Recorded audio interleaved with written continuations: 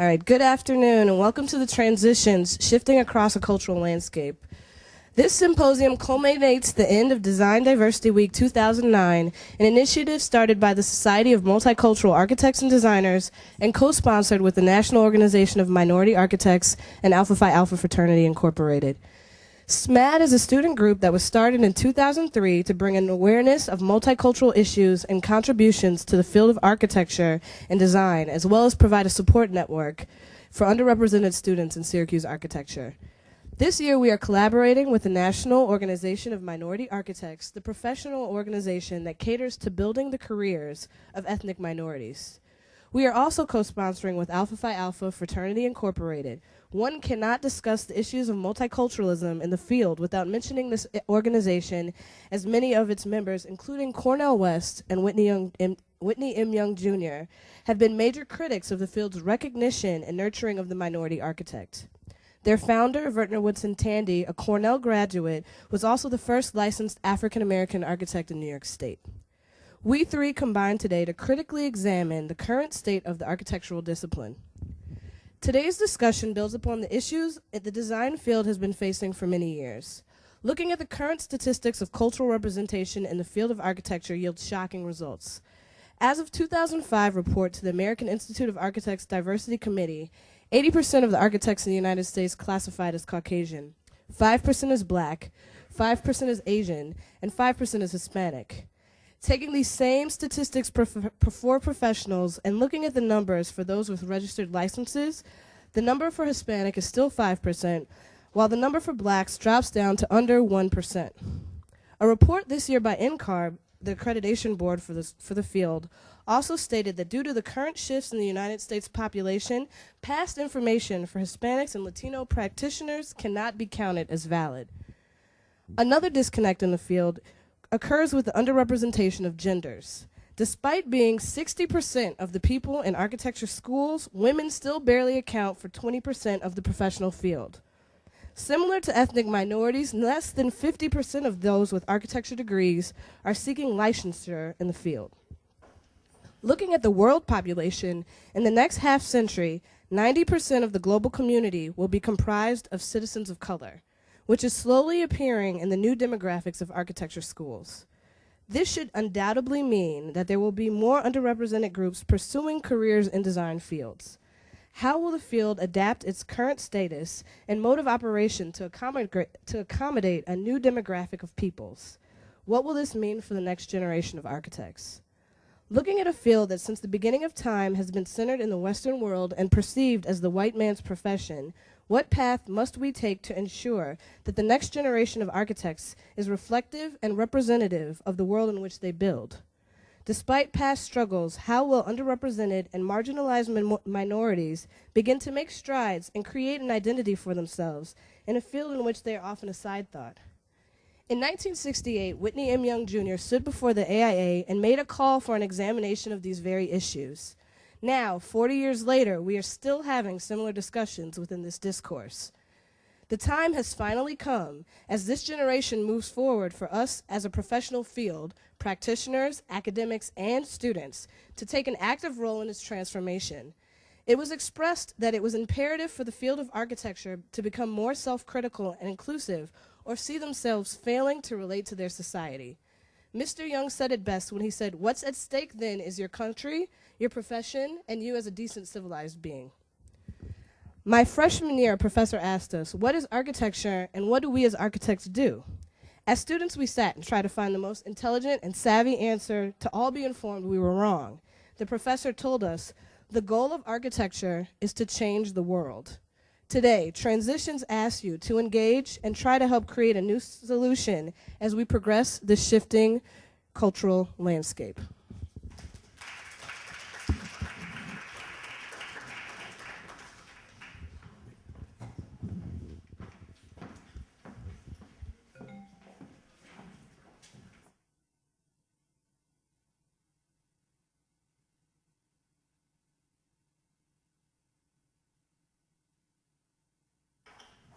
Just a reminder to everybody, this event goes from 1 to 6:30. Our keynote will begin at 5:45 this evening.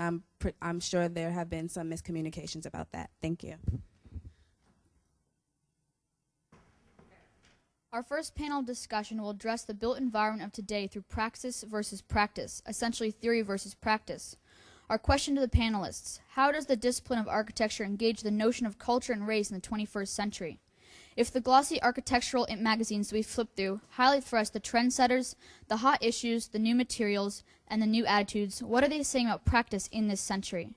Certainly, sustainability coupled with globalization has been at the forefront of conversation. But what about the notions of regionalism, nationalism, and cultural relativism? In today's discussion, we engage both the diverse users of the built environment, along with those educated within the discipline of the built environment to address this question. Representing those educated within the discipline, we welcome Bradford Grant, Raymond Dalton, Jonathan Massey, and Francisco Sanin. Scott Ruff is a faculty member here at the Syracuse School of Architecture and received both a Bachelor and a Master of Architecture degree from Cornell University. Before coming to Syracuse, he taught at the Hampton University Department of Architecture, the State University of New York at Buffalo School of Architecture and Planning, and the Cornell University School of Architecture, Art, and Planning. Through his research and design studio, the Ruff Works Studio, he is focused on the research and cultivation of the African American aesthetics and spatial design. At Syracuse, many of us know him from our studios and is the academic advisor to SMAD. Please join me as we welcome Scott Ruff to share his studies in race, gender, and culture, and its relations to both the theory and practice of architecture, and further introduce our panelists.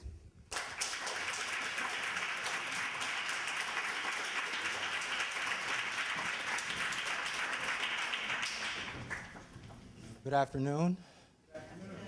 And I'm honored to be the moderator of both of today's panels.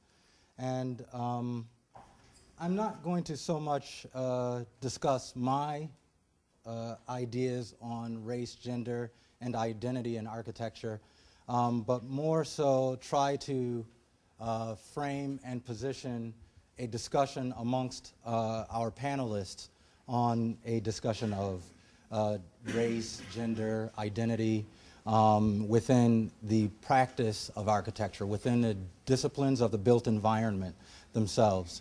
And we can begin to articulate what any of us think of as the disciplines of the built environment, I think also through this discourse that we have. As you know, we will have two panel discussions today. This first one, Practice, Praxis, in which I think in your handout here and in the kind of schedule of the day, it's understood as practice versus praxis, but it's actually more of a notion of praxis, praxis, the two interrelated. Again, a question as to is there truly a difference? If one practices, is one not formulating and developing theory at the same time, and or is there something different outside of that? And also, you know, asking the question, how does one begin to enter into this question of practice or praxis? The second panel that some of you may continue to be here, but others may need to be in other locations, is the Gemini effect, which really looks at trying to have a discussion about what our people, what is the built environment become, especially for the kind of multicultural world.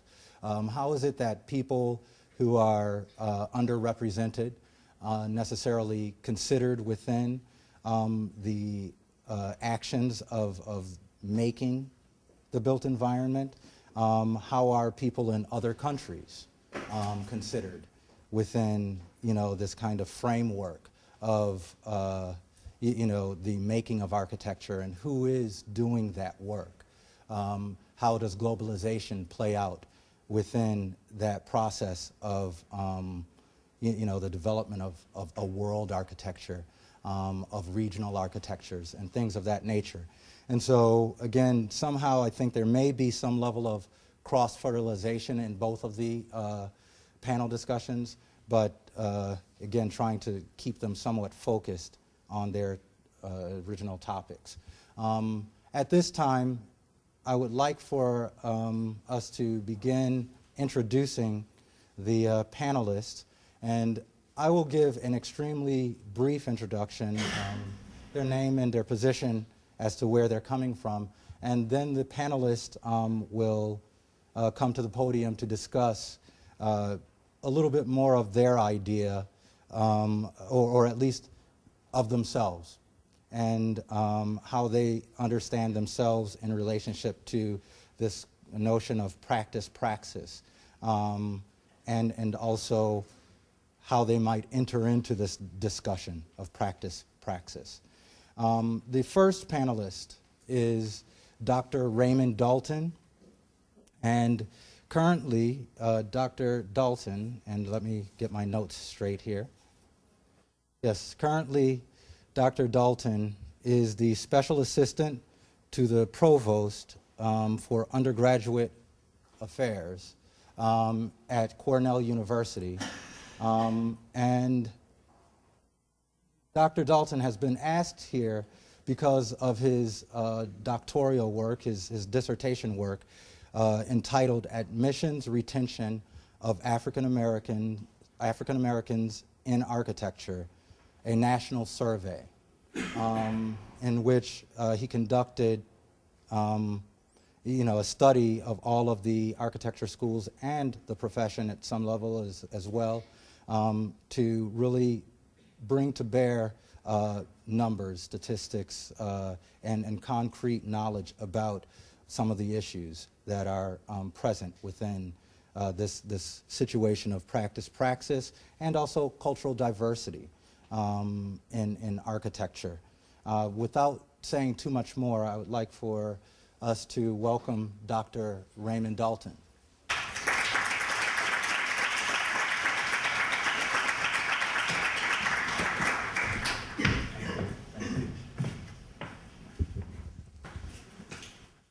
I understand that I have about 5 minutes or so, 3 to 5 minutes. Well, I want to start, first of all, I'd like to say that I'm very happy to be here. Syracuse is only an hour drive from Cornell.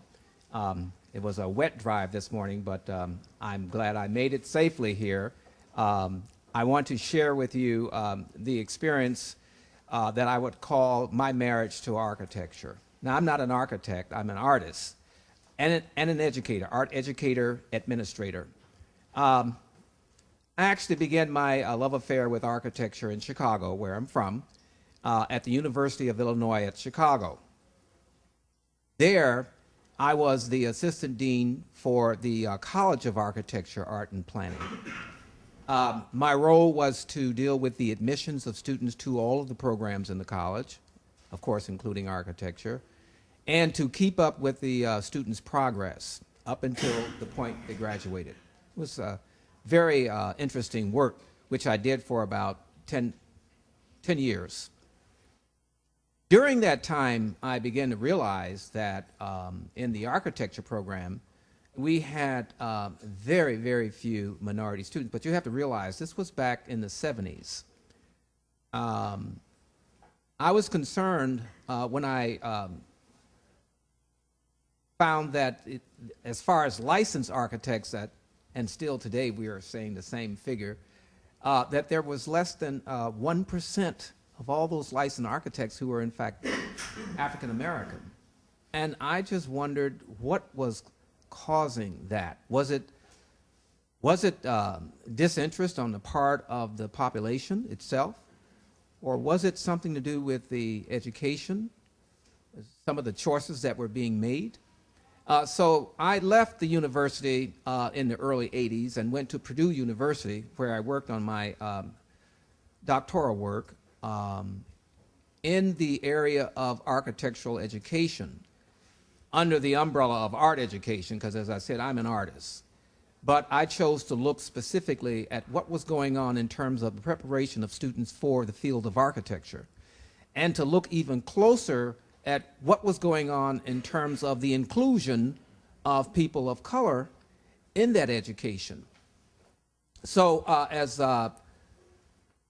Professor Ruff has already noted, my dissertation turned out to be on the admission, retention, and support services for particularly the African American population. Looking at that population, of course, would give me a clue about students of color in general. trying to do a national study was not an easy thing. I did have the cooperation of the American Institute of Architects, who wrote a letter for me endorsing the study since it was to be a national one. I also had the president of the National Organization of Minority Architects also provide an endorsement. That went out to the professional schools of architecture across the country. And I was very, very fortunate because I did get a 75% return for that particular study. And that study was concluded in 1987. The dissertation was finished by 1990. And the findings that I can quickly share with you, the question was, did it make any difference that a program would have African-American faculty? And actually, and we ran some t-tests, a certain kind of test where you try to find some validation of your findings. We did find that those institutions that did in fact have African-American faculty, no matter how small it was, tended to have a higher graduation rate than those institutions that did not have any African-American faculty in terms of the African-American students. Did it make any difference that there were tutorial services within the architectural program? Did it make any difference whether there was peer counseling by the older students to the younger ones in the program? And that too turned to be certainly correlated with the graduation rate of students from those programs. So we did find that having peer counseling, having tutorial services made a difference for those institutions where we had a higher graduation rate. One other thing that we looked at very carefully was having a minority advisor, or at least an office, either in the institution or particularly in the Department of Architecture or School of Architecture, where those students could at least go to a particular person or persons to have some type of personal consultation that went beyond just the curriculum itself. Again, that did make a difference for those students where we found a higher graduation rate. Now, the numbers, first of all, are relatively small that we're talking about, because at that time, the freshman class, the average freshman class at predominantly white institutions was about 4 African-American students in a freshman class. When we included the historically black schools, universities, architecture programs, of course that number went up to an average of about 7 nationwide. What that really means is that the 4 programs from the historically black institutions provided almost half of the students who were entering into the architecture programs. And not only that, but in terms of the graduation of African-American students, again, we saw the few 3 to 4 schools, historically black institutions, providing that large number of black students graduating from the architecture programs. Essentially, they were not necessarily graduating in any appreciable number from the predominantly white institutions. Now, I say all that in terms of the kind of study, looking at some of the things that were there. I made a decision when I left Purdue University to go to Cornell, where I still am. And the reason I did that is because Cornell, at the time that I was doing the study, seemed to have, in terms of the programmatic things that were in place, certainly all of what I was looking for to see if it made a difference in terms of the preparation of African-American students. However, when I arrived at Cornell in 1989, I found in its first year only 1 black student in the studio. In the upper levels, of course, and Scott Ruff was one of the students at the time, I did find there was a population of black students. But for that particular year, 1989, somehow only 1 black student entered into the laboratory, first year lab. I went to the dean and I said, I would be willing to stay at Cornell and work with Cornell if you as dean would support me in an effort to do the recruitment for this particular program. And of course, the dean did say, yes, very much, that he would be willing to support me. He had previously been, I believe, in charge of the National Architectural Accrediting Board before he was dean at Cornell. But of course, I had nothing to do with the admissions of the students to the programs. That's, of course, a faculty decision. I did have a chance, however, to read all of the applications and to give the faculty my particular concerns about the applicants. But what I noticed, which I think is still important today, is that the faculty, which had, at the time, I think there were 2 black faculty there at Cornell, were not that familiar with some of the services that the applicants had in the application. And what I mean by that is that, of course, we do a holistic kind of review of a student, and I'm sure you do pretty much the same here. It's not just the student's SAT scores, ACT scores, or the curriculum. That alone, of course, does not help make the decision. You really have to look at a number of other things like a portfolio, perhaps, and the recommendations, the essay, and a number of other things that might be included. But what I notice is that faculty tend not to be familiar with a lot of the services that students indicated on their application. I'm talking about African American students. They didn't know what those were, or they didn't know the value of them. And of course, not knowing the value, they didn't necessarily provide the sense of credit that otherwise would be there for their inclusion into the program as students who had done something besides the academics that really showed some promise and of course, the ability to overcome a lot of odds in studying in the discipline of architecture. My role then was to help the faculty begin to appreciate a lot of what they were not familiar with. That is a cultural type of concern, not faulting faculty for not having that particular experience, because theirs, in fact, was a different one. And I think the thing to keep in mind is that what happens is that you get applicants who have a different set of experiences which have to be considered in that process of their admissions. So what I also did, and I want to be able to wrap this up very quickly here, is I thought it would be important to set up at Cornell the older students working with the younger students, which they did, to the extent that they created a culture there that I didn't know that they would go so far as, I think that was given a name. I don't know, I'll let Scott Ruff mention what that particular name of that group was. But what I did find is that those students did make a difference in terms of being able to help the students through the curriculum. In the time that I was there for about 5 years in that working with the college, I don't think we lost but about 1 or 2 of the students who came into the program. And of course, at this point in time, I can look and see where those individuals are, I would say. They're not students any longer because they're out into the field. That really did make a difference in terms of, I would say, the cultural perspective that the department was able to have there. I remember one particular project that I think that really kind of turned the department on its head, if you will, in terms of what it was expecting in a thesis presentation. And that was, one student did something on hip hop culture, but he called it, I think, I can't even say the word, hip hop architecture, that taught faculty to look into the culture, which was not generally considered there as something that was viable enough to make a difference in terms of what was being contributed to the discipline itself. That student, I understand, was offered a graduate entrance into the graduate program, but somehow that student began to travel to Europe, and I lost count of him.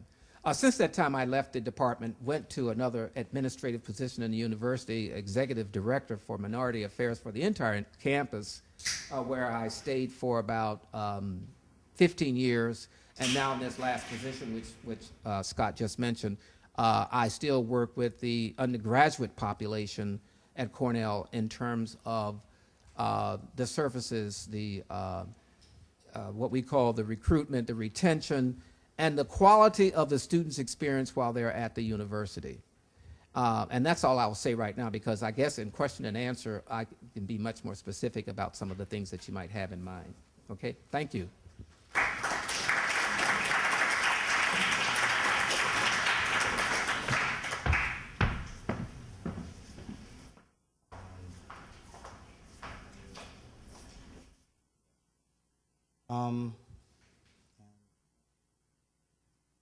before we begin our next section, I think, Ray, you mentioned an organization at Cornell University, which is MOAP, Minority Organization of Architecture, Art, and Planners, which was also connected with the National Organization of Minority Architects during my tenure at Cornell as a student. And, to move on to our next panelist, Bradford Grant, who is currently the Director of Architecture and Design at Howard University in Washington, D.C., which is a historically black college and university. Also one thing that I don't know if he'll mention is at one point he was the youngest, or one of the youngest licensed architects in California. Yes, I'm sorry. But to really talk to also his eagerness to participate in practice as well as academia. I think, I see it as that aggressiveness that he had even at a young age to enter into the field of practice, but now and continued to also heavily engage himself in academia and head up programs of architecture as well. But I'm going to now let Mr. Bradford Grant take the podium.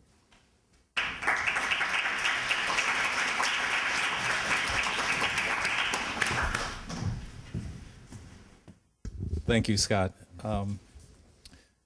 Yeah, there was a background there. These statistics might be slightly off, but they're pretty close. It's a little bit dated.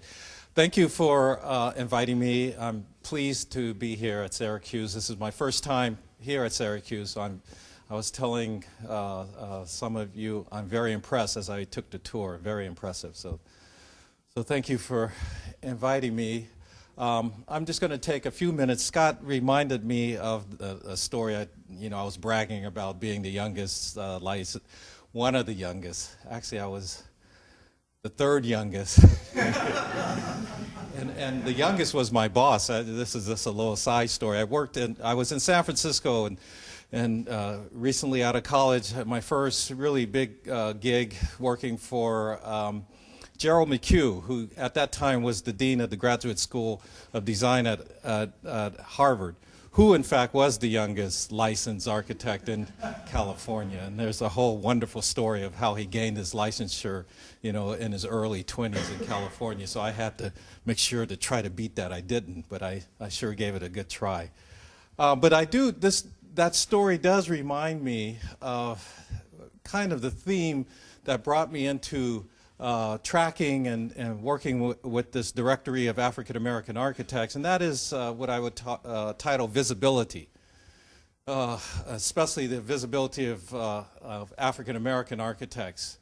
But before I briefly go into that, let me just note, if you aren't aware or don't know, and just let me note that one of the most visible African American architects has recently passed, and that is J. Max Bond Jr., and was a very strong mentor for me, and as well as for many other architects and professionals and individuals nationally, perhaps even internationally, certainly in West Africa and so.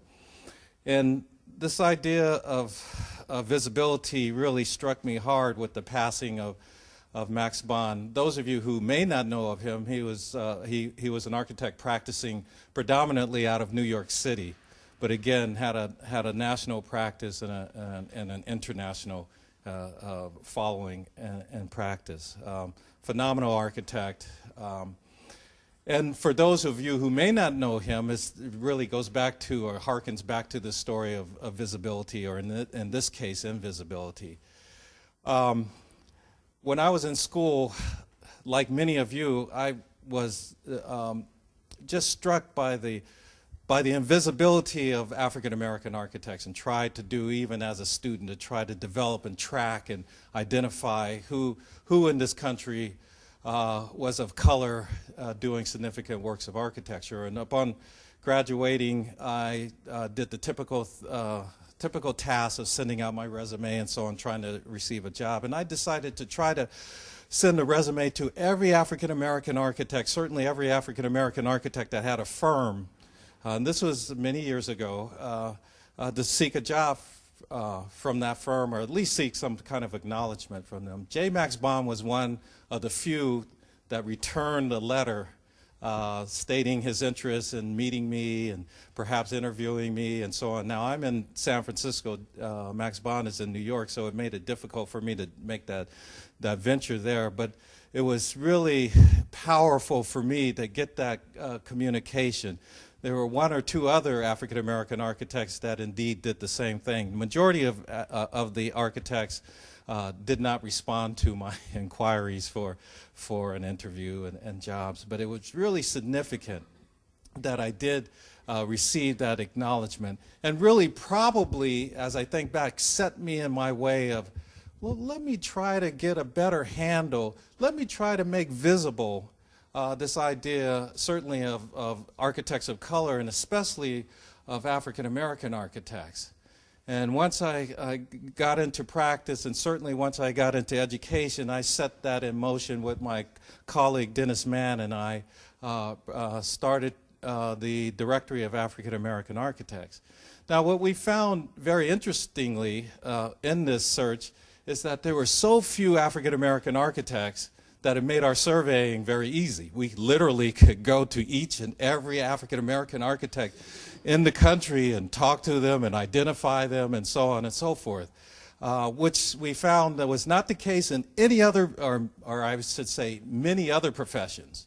So when you're trying to track the African-American dentistry or dentist profession or doctors or lawyers or whatever, you in fact cannot go and meet each and every African-American doctor in the country. So our profession was unique in that it allowed us, because of this dearth and limited numbers, that allowed us to meet and talk and so on, and identify them, do questions and so on, which gave us a pretty good handle. Again, under, I would say, difficult circumstances, was the fact that we could, in fact, engage relatively easily the African-American architects. There's many aspects that we can talk about. I won't take the time to talk about it here in this research and this tracking, but one of the interesting aspects, again, goes back to this idea of visibility. That is to say, how invisible the African-American architects are. And when I talk about this idea of visibility, especially to architectural crowd, usually I get comments, well, it's not about the person, it's about the buildings, it's about their work. We don't need to know who Max Bond is or what he looks like or his background. It's more important for us to know what buildings he's done or environments that he's done. And so you'll find that there's this notion of let's make sure that we don't see who the architect is, let's just look at his work. And I find that notion very difficult in light of the fact that no one really knows about the African-American architect and architects of color in general. And so I pushed that further. I did several surveys, what I call my visibility surveys, and it goes something like this. You know, how many of you could name 3 distinguished African-American architects? We can put any kind of groups there and write down the names of 3 distinguished African-American architects. Many of you in this room may or may not be able to handle that. You would, of course, one of the most distinguished African-American architects here is Scott Ruff, so you would put down Scott Ruff, of course. I would hope that you would put down Scott Ruff. And perhaps I see that you're honoring Kermit Lee. You would put down Kermit Lee and that kind of thing. But shortly after that, you would probably start to struggle with that. That certainly has been my experience at many majority architecture schools. Oops. Sorry about that.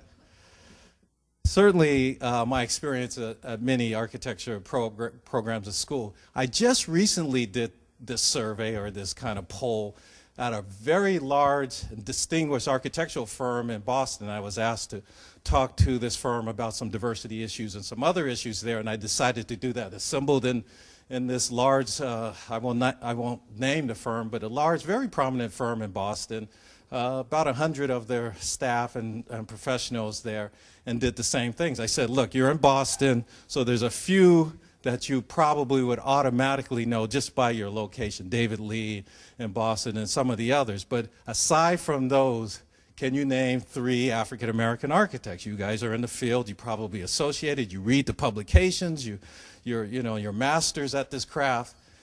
Got, again, very, very, very poor response in that. Again, reinforcing my notion of this idea of invisibility. I think the most surprising, the absolute most surprising of my poll is when I went to, again, a very distinguished university who had Max Bond speak the week before I arrived there. So Max Bond came to do an architectural lecture a week before. I come in a week later, give him this poll, and find that extremely few, very, very few could even identify Max Bond as in answering that question, which blew me away. I mean, that became my whole thesis of the invisible man. Here's the person right in front of you, and you can't even a week later address that question. So it becomes a phenomenon. And I won't go in, again, take the time, but now the notion is, why are architects of color, certainly African American architects, why are we so few, but why are we invisible? What makes us invisible? If we are invisible, oftentimes our commissions, our buildings, our works, our ideas become invisible. I think I will end there, and we can go into it if we wish with other dialogue.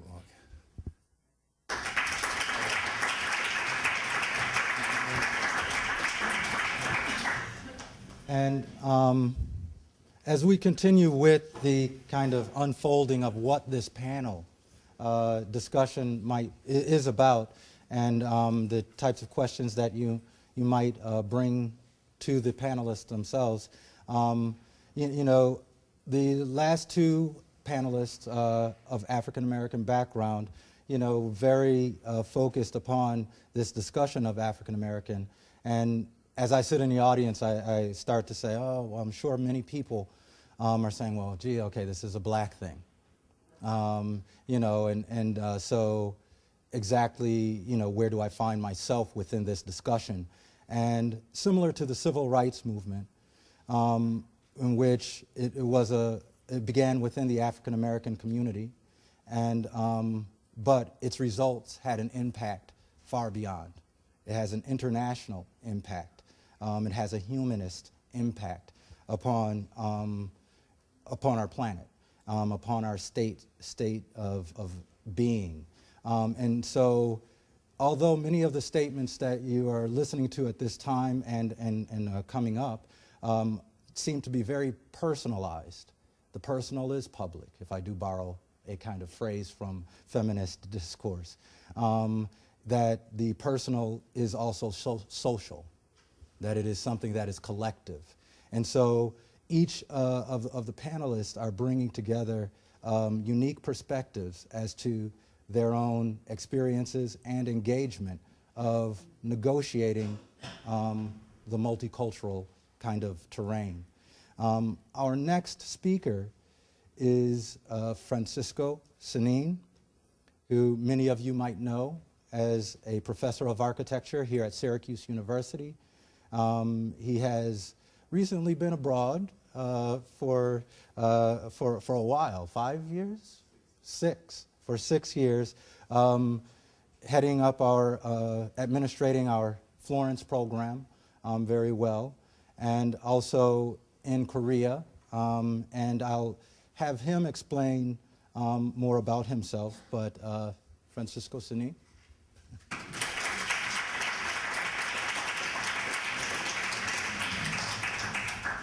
Thank you, Scott, and thank you everybody for being here. This is a great event, and I'm looking forward to the rest of the afternoon. I certainly have already learned a lot with our first two guests. I'm fascinated by the issue of visibility and invisibility. Scott asked me to somehow identify myself, and the question was, how do you enter this discussion? So I guess I would have to indulge a little bit in a self-description, because every time, and this is something that only happens to me in America, being a Colombian born and raised, every time we have to fill up a form, there's a question of race, and we Hispanics don't sort of fit anywhere, because we have this sort of very complex background. So, but it's in my case, my first name is Russian, the second is Spanish, the third one is German, and I'm sure there is Indian and there is African American and so forth, all mixed up. So my son could be any color under the rainbow, and I would never be concerned about my wife or anything else.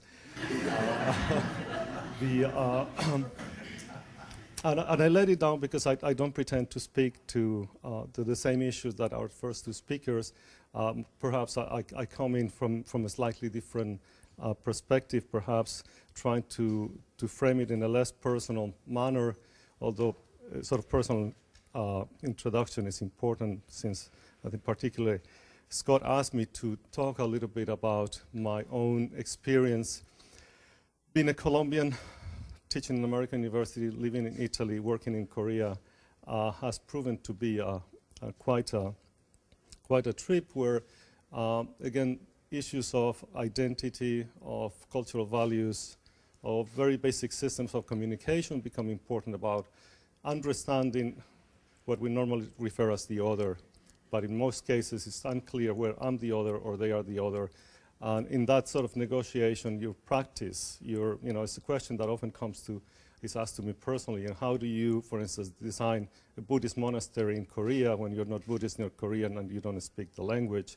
I think there are issues of this, how one constructs a sort of cultural project. And I've mentioned this also because I think in our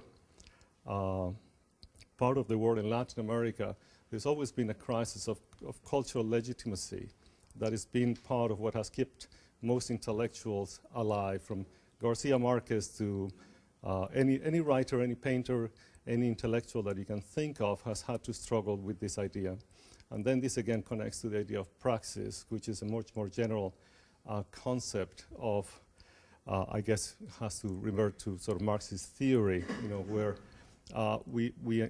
it's proposed, at least in Marxist theory, that it's not ideas that change the world, it's the way we act in the world, the way that society is constructed, the way that we construct agendas and relate to each other.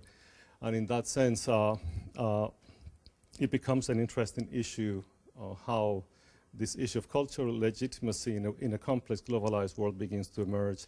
And I could only refer and offer as a sort of reflection something that Teddy Cruz, who was here lecturing last week, actually, comment upon the work of Sergio Fajardo, the ex-mayor of Medellin, to the fact that in what was known as sort of the periphery, otherwise referred as the third world country, is where many of the most interesting experiments in social space and sort of what is called now social urbanism, for lack of a better word, are emerging, how that praxis may be looked upon as able to establish new paradigms for the way we conceive architecture, the way we can practice architecture, and perhaps the way we can become visible again.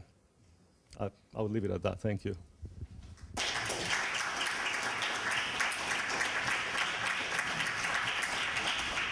And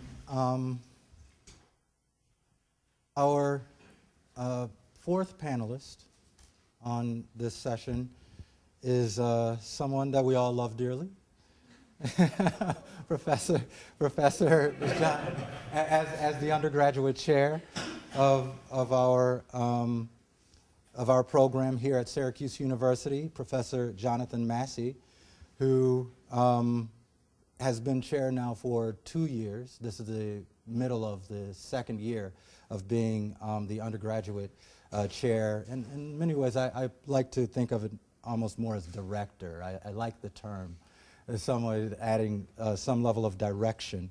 And also how he begins to engage at that administrative position as well, the notions of diversity, multiculturalism, gender, and things of those issues, and within trying to run a school of architecture at the same time. And so, with no further introduction, Jonathan Massey.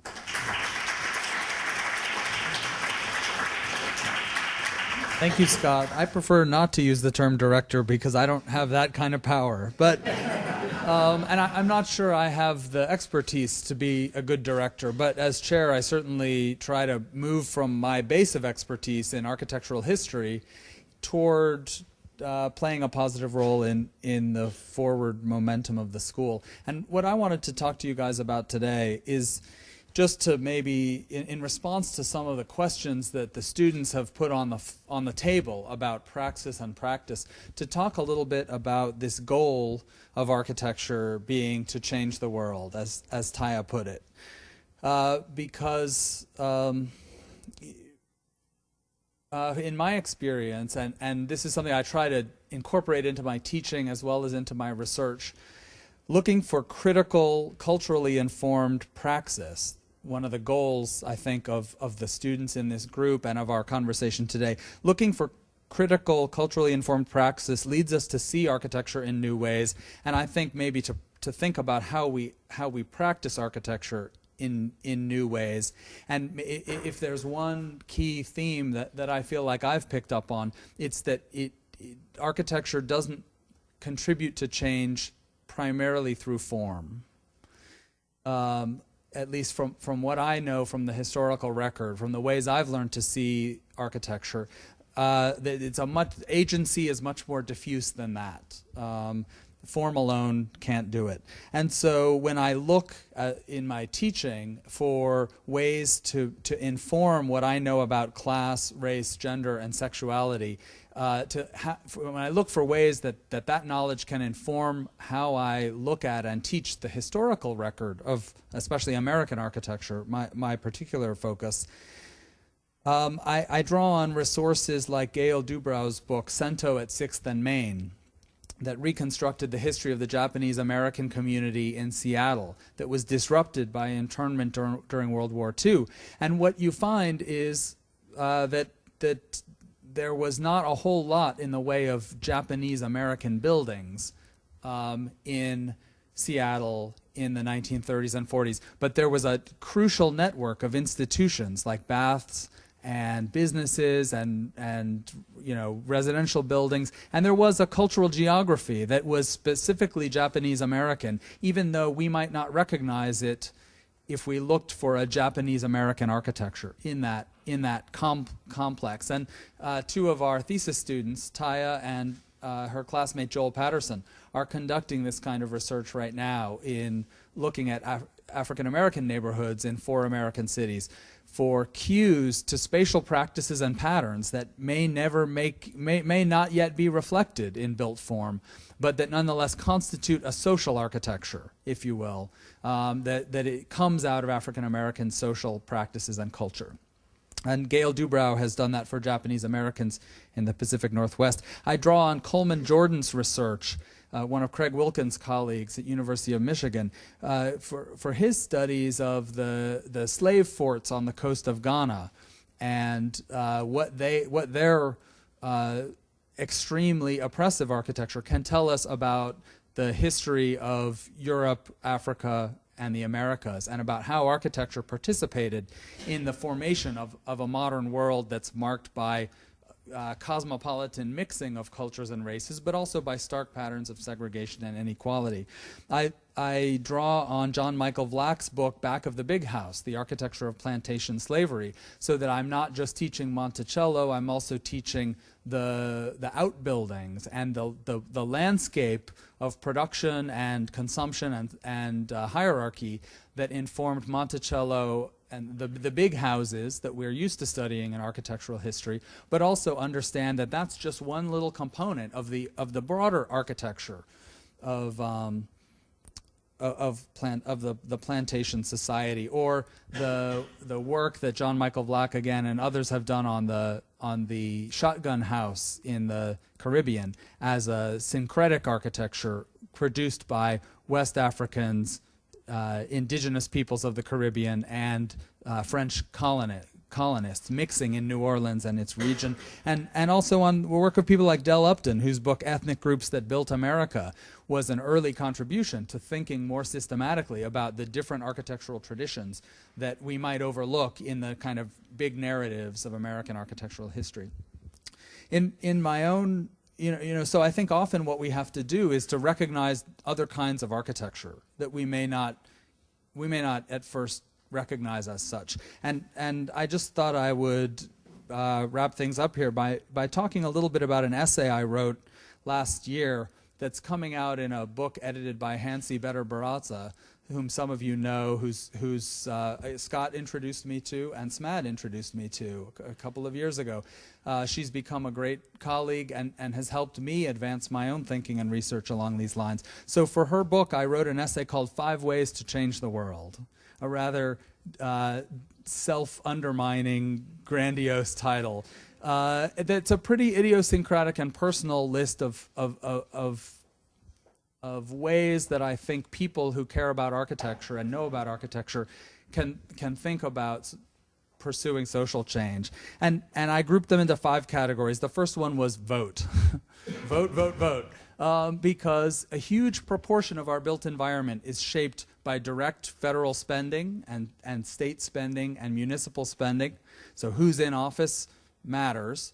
One administration might build a new network of health clinics or public schools, while another administration pulls money from those budgets and directs it toward other interests. But also, legislators shape tax codes, which create powerful incentives for how the rest of us spend our money and what we build. They create the regulatory environment that fosters certain kinds of construction and communities and doesn't foster others. My second category was shop, because of course the market is one of the major, much more important in some ways than government regulation in shaping our built environment, are the everyday spending decisions, consumption decisions that we make. Whether we buy a car, a bike, or a bus pass has profound consequences for our built environment. And so this is one of my illustrations from the shop section. I could only produce one image because they knew if they let me do more I'd be talking for an hour. The Victory Life Insurance Company was one of the businesses housed in the Anthony Overton Hygienic Building in Bronzeville on the south side of Chicago. I learned about this from books and websites, also from Taya once again. She's taught me much in my years here. The Overton building was a pretty generic warehouse space, not so different perhaps from the one we ourselves occupied in downtown Syracuse until recently. But it was a crucial business incubator for African American Chicago, because Overton was an entrepreneur with a line of beauty products, and he spun off his own bank, his own life insurance company. African American physicians, architects, and lawyers had their offices in this architecturally, formally generic building that nonetheless was a linchpin of the African American architecture of Chicago in the 1920s, 30s, and 40s. The other sections, I'll try to wrap it up here, form a co-op, whether at a large scale, like the labor unions who built Co-op City in the Bronx, or at a small scale, like the co-housers who form their own quasi-utopian communities in the American landscape and start living differently. The fourth of my categories was build a house. This is one that requires a little more capital than some of the others, but living even just a little bit differently, building a slightly non-normative, deviant, perverse house is one of the ways that some of our leading architects have reshaped the way we think more broadly about architecture. So it only takes one good project to show the world a new way of building and living. And lastly, my personal favorite, throw a party. Because those of us who can't afford to build our own house can nonetheless pull together the resources for a rent party or a birthday bash or what have you. And the examples that I especially like are things like the PS1 summer warm-ups or the Flux parties that move around Pittsburgh to neighborhoods like the steel town of Braddock and use art and culture and kegs of beer to engage in the real work of urban transformation and social revitalization. But there are some fancier parties in our history